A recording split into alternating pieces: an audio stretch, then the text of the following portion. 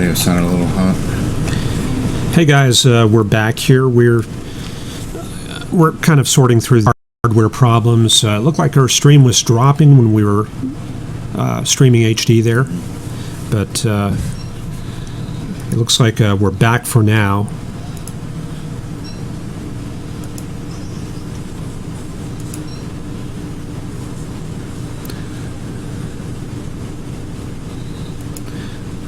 Yeah, there we go. I don't know why this moved, but anyway, we are trying to start another stream here, and I'm getting some reds here, a few dropped frames. I'm not sure what that's about. Maybe I'm thinking maybe the computer here is a little bit overloaded, but we'll give this a shot and see how things go. No, that's okay. All right. Anyway, guys, let me know if you can see the stream. I'm not getting any health information from YouTube, so we're just kind of going blind here.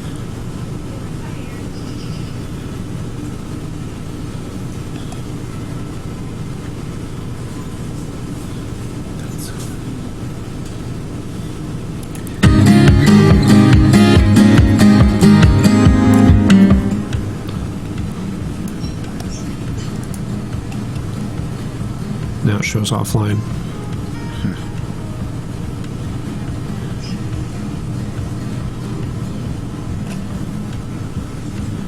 Says live. You're live. Yeah. I apologize for this, guys. We can't tell what's going on here with YouTube. We've got stream resumed at the top, and it's showing offline for us. And my Open Broadcaster is showing it's streaming out. We're getting a few dropped frames here.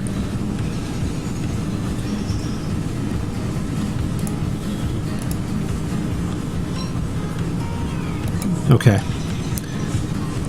I think that's all we can do here, so I think we'll probably just go ahead and start and do the best I can. I'm thinking maybe what we have is some problems with the CPU. Maybe we're a bit underpowered, and maybe next time we do this I'll have to bring my desktop here.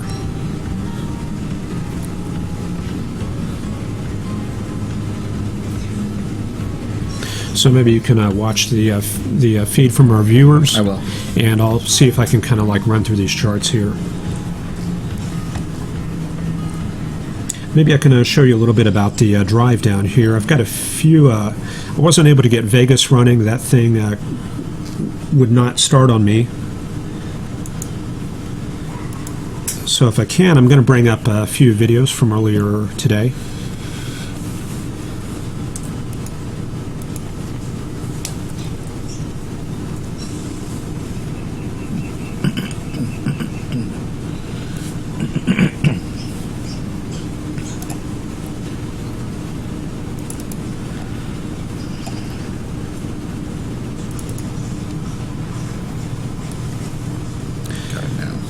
Yeah. Looks like people are getting it. Okay. It says darn got it now. Yeah, we are closely reading your messages to see what's going on. But yeah, you can see here I was at Buc-ee's earlier, stopped off in a Bastrop there and filled up and. Oh, dark AM. Yeah, this was about 6 in the morning. Here's the interior of this place, and it's a very huge convenience store, basically. And yeah, the outside of it, let me get that for you real quick. When I was pulling in, this is kind of a little bit of Texas flair here.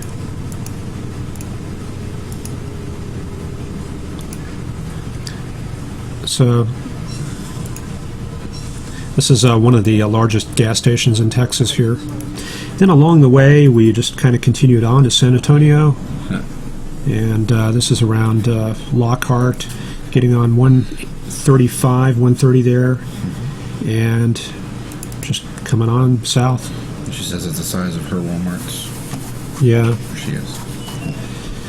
So, yeah, pretty cloudy drive this morning, and you can see that's because of the flow of air from the southwest. And I'm trying to get my drawing tool going. And I remember last time, you were here back in July, I think. I was down here and we were drawing on the maps. Yep. And for some reason, I can't find my tool that allows me to do that. So that's one other problem.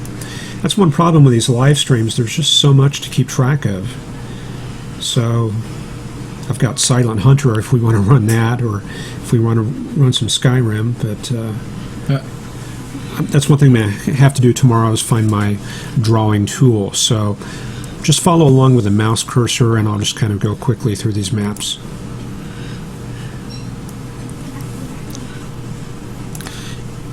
Okay.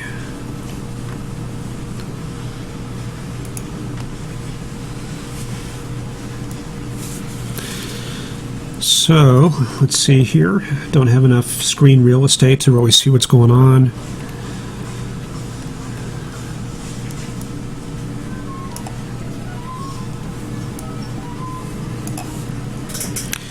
Okay, so this is the picture we have right now for we talked about that low pressure in the southwest U.S. right around here, and a lot of warm air advection starting to set up across Texas, and that's bringing a lot of lift to this part of the U.S. And really that high pressure across the North Plains, that's really instrumental in setting this up, because that helps us develop isentropic lift over the cold dome. When we get very strong southerly winds coming across Texas, that lifts humid air, and we get this really icky rain and shower activity. So what are we looking at for the next couple days? We'll move forward, and I appreciate Pivotal Weather for supplying these graphics. For Saturday afternoon, you can see we develop a large area of rain there across Texas, all the way down to San Antonio where we're at. High pressure across the Midwest, and you can see things are starting to get kind of unsettled up in Alaska and the Yukon. So I guess you're used to these rainy, cloudy patterns. Yeah. I remember I would come down here back in the 90s to hang out, and we'd have like weeks of just cloudy weather here. Yeah. Cloudy weather and high humidity and rain. Yeah, you were around here for that big snowfall in '85, weren't you? I was, middle school. They got 22 inches here in San Antonio. So what did they do with the roads? Did they just shut it all down? down. Anytime there's even a little bit of ice at all, they shut the highways down, shut the overpasses down, and everything grinds to a halt. Yeah. And then 5 years later, they had a little bit of freezing drizzle in the forecast.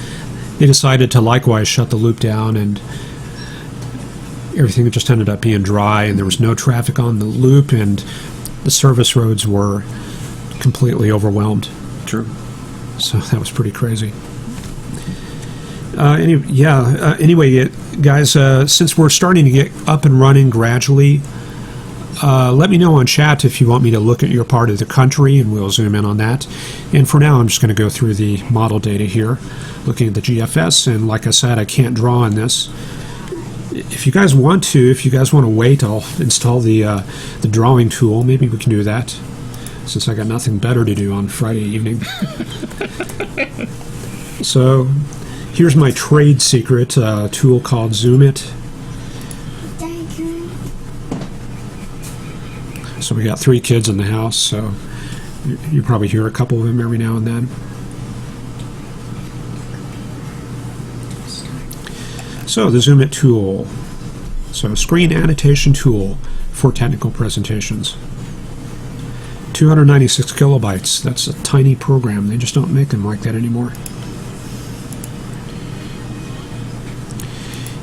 And with any luck, we'll be up and running with that. So how's the weather been here the past month? This is actually the first rain we've had in 19 days. Today, of course. The first what? Go ahead. No, the first what now? First rain in about maybe 19 days. So it's been dry. It goes. We have like one dry, cold day, and then these kind of days where today's not a good example, but like warm and muggy and humid. Basically, we get the northerly flow for about a day, maybe 2, and then we get a southerly flow and clouds, and that keeps us from losing the heat. Right. Night, and it just generally stays muggy. But the humidity is a constant. Let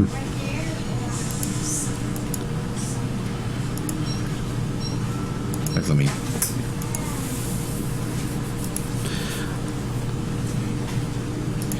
So we got a request. Is it going to snow much in Wichita? Yeah, that's a good question, and we're going to get to that. If I can get this drawing tool going, I'll be able to really show that to you in detail. I'm glad to hear our live stream kind of pull together here. Let's see here, just a second. Draw it with zoom. 75 hundredths of an inch of rain today. All right, we're in business. How's that look, guys? Okay, we'll go back to the maps here. Go back to our pivotal weather maps. Get this centered back on Texas. So we're up to Sunday here. This is, or actually Saturday night. So what we're seeing here, large area of upper level lift across Texas. And we see the surface system. That's going to start moving into the Gulf of Mexico out to the east. So what the models are kind of going for is everything shifting into the Gulf. This is going to be on Sunday night. And what we were talking about as far as snow in Wichita, that's going to be on one of these other systems coming up. I think they're talking about later on in the week. But see here, we're starting to get the first polar outbreak on Wednesday around midweek. This is 114 hours, so this is likely going to pan out the way it's showing. And this looks to me stronger than what the models have had over the past, or even last night when I was looking at this. So look at that big 1080 millibar high right there. Very strong cold air advection into the Great Plains, and that's going to push a lot of, see the 540 line all the way down into Oklahoma City. And the 540 line is for what now? You got me on that. I'm just kidding. Yeah, I haven't told you that. That's some of our viewers know that that's the rain and snow cutoff line. Oh wow! So we look at the average as far temperature. South as it goes. Yeah, go yeah. ahead. We basically look at the average temperature in the lower half of the troposphere, and we can kind of measure the height on that to get an idea of temperature. And there's a certain value that kind of corresponds to rain and snow cutoff. But yeah, it looks like we got some snow flurries developing around Wichita. This is going to be on Wednesday midday. That's right here. And that's just going by what the models are showing. Good push of cold air southward, 540 line all the way to Dallas around Thursday. So the 540 line would get close. We have a question about maybe the 540 line Sure. pertains to Georgia. Well, that's that's already coming into Georgia. So there you go. Yeah, you guys are getting some cool air coming down that way.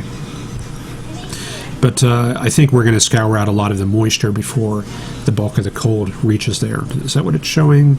Yeah. So that's the only thing. When you get cold air, you tend to dry out the air mass very well. And this is going to hit Mexico pretty good. I don't know if you can see that off the bottom, but there's a lot of people in Mexico in the rural areas. They're not prepared for any cold weather at all. So this is actually very hard on them. Is that actually pushing all the moisture offshore? Is that what I'm seeing there? Yeah, there it is. There's a leading edge right there. So that's kind of following the location of the front. So going ahead to, let's see where we're at, Friday. Let me get this centered for you guys. Okay, we're up to Saturday on December 12th. The rest of the high pressure moves off to the east. We get a new Alberta Clipper moving southeast like that. So there it is. New cold air coming southward and flowing down into the plains. This is a big change from what the models have shown. So there we go, more cold air. So we are definitely seeing a change here over the next week or two. Thursday the 15th, more cold air coming southward. New Alberta Clipper developing right there. And we reach the end of the model cycle right there. So this is December 18th. And we see some cold air coming to the western U.S. So that's going to...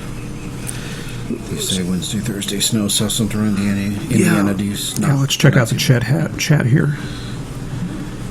Just waiting to see how much severe weather, coming into Georgia the next few days. And then South Central Indiana. Yeah, we could probably back that up and take a look there.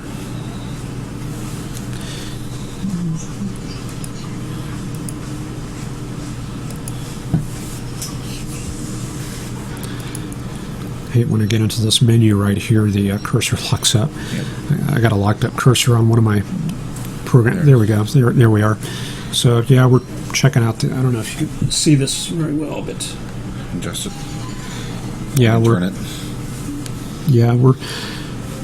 This is the scene here at the dining room near Castroville, looking at the models, and we're going to run this back to. We're going to run this back to 84. Yeah. The Ministry of Truth will tell us what the forecast is. Let's go ahead and just load. We'll zoom in on the. Let's look at the NEM. If we're looking at severe weather over the next few days, that's the model we want to be looking at. So this is basically the WRF run for the U.S., and we'll check that out. So running forward through Saturday, there's all the rain coming into San Antonio, so we're located right there. We're on the southern periphery of that right there. Looks like a lot of showers and rain in the Dallas area to Texarkana to Shreveport. And this is where we're looking for maybe some flurries in northern Kansas along that 540 line you can see right there. A few more waves coming through. This is going to be Sunday midday. And one last hurrah with the upper level low on Sunday night. Then things start moving into the southeast U.S. And what's really critical here is how much moisture there is. So we can take a look at that quickly. I'll load up the NAM. Let me get a bit of water here. We'll look at the NAM dew points. We're getting a lot of drop frames here. Yeah, I'm showing 13% of the frames are dropped. Maybe you guys can let me know how the video feed looks to you. It's probably not too bad with the with static maps.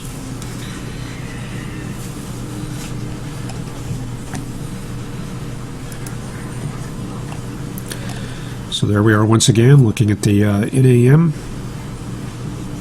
bringing up the dew point.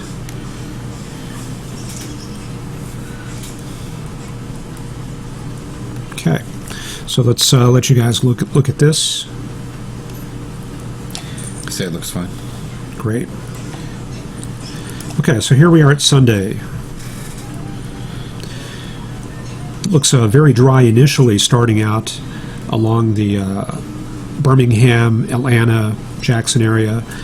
But see, we're starting to get a little bit of that return moisture coming up into western Florida. And then with this next wave coming out, this is going to be on Monday during the day. You can see it's starting to pull that moisture northward. So that's what we're going to be looking at for severe weather. So we're talking about Monday night into Tuesday. And then that gets to the end of the run right there. So we're ending on Monday night at midnight right there. So we're going to watch for severe weather, possibly Monday and Monday night.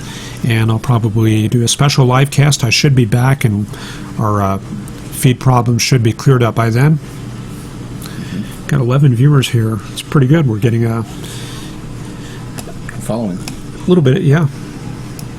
We're a little bit off schedule, and the weekend is really not a good time to do live streaming because people are off doing stuff. Usually Saturday night is my Friday and Saturday are some of my slowest days. Yeah. And then Sunday are my busiest days. So Getting ready for the week. yeah. So let's check out the comments here. Were you able to tilt the camera down just a tiny Yeah, bit? let me do it. Okay.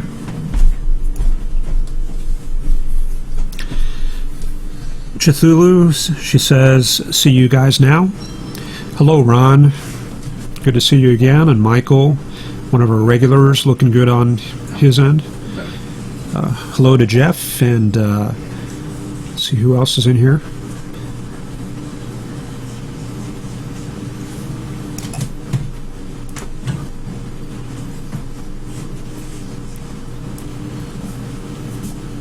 Check out the frame. Okay, yeah, let's check out the frame. It needs to be a little bit higher. I'm reading through the comments. There's quite a few of them here. If there's anything else you guys want to cover, let me know, and I'll pull up the products, and then we'll start wrapping things up. So what I'll do is we haven't really done the analysis, so let's do that, and we'll kind of show you the big picture, our setup for for this isentropic lift situation.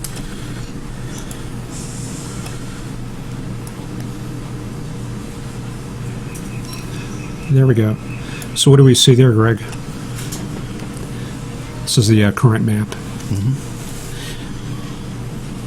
So as a complete novice to meteorology. Let's see. Well, I can tell the... No, can't even see that.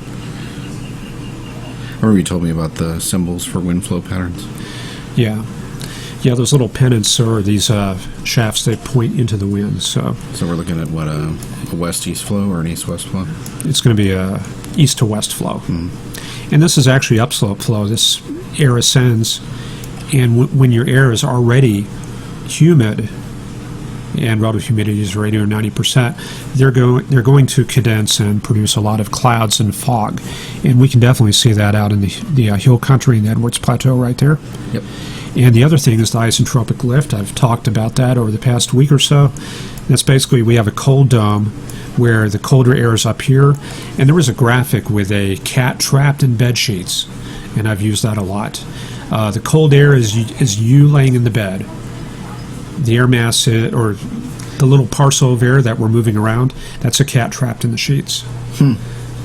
So if the cat trapped in the sheets is going to want to move over the cold air, is it going to rise?